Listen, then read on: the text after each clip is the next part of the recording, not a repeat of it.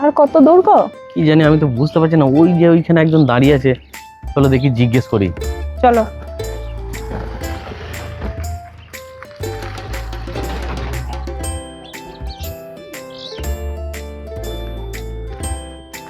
আচ্ছা বলছি, এখান থেকে রেল স্টেশনটা কত দূরে?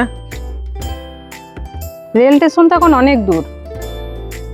তাহলে এখনো মনে হচ্ছে অনেকটা হাঁটতে হবে। তোমরা কোথায় যাচ্ছ?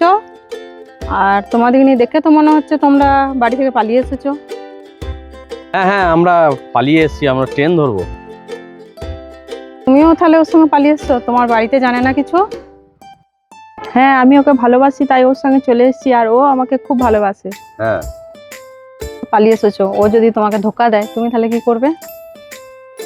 আরে ও আমাকে ধোকা দিতেই পারে না, কারণ আমার নাম ও বুকে লিখে রেখেছে। আর ও যদি আমাকে ধোকা দেয়, ওর নাম আমি থানায় গিয়ে লিখবো। তুমি যে এই মেয়েটার জন্য বাড়ি ঘর ছেড়ে চলে এসেছো একে নিয়ে, তাই এ যদি কাল তোমাকে ছেড়ে চলে যায়?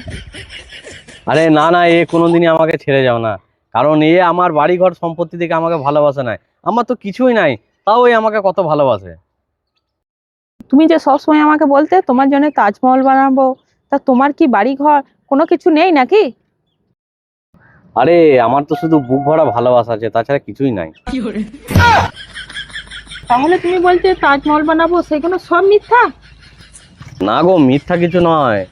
ওই প্রধানমন্ত্রী আবাস যোজনা থেকে একটা বাড়ি পাবো, দিয়ে বাড়িটা করবো, বুঝতে পারলে? এখন আমার কিছু নাই। দূর বাবু, এইসব ছেলের সঙ্গে কেউ পালায়? আমি তো ভেবেছিলাম সবকিছু আমার নামে লিখিয়ে নেবো, তা ওর নামে তো কিছুই নেই, লিখবো কি? ওর সঙ্গে গেলে আমার জীবনে একবার অন্ধকার।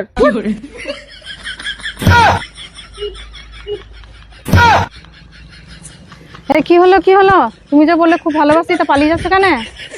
নিকুচি মেরেছে এরকম ভালোবাসা, যেখানে টাকা পয়সা নেই সেখানে আমার ভালোবাসা কিসে? যে সত্যি কথা বললাম, একদম এক চোটে গুষ্টি কানা করে দিল। দূর, ভালোবাসা নেই।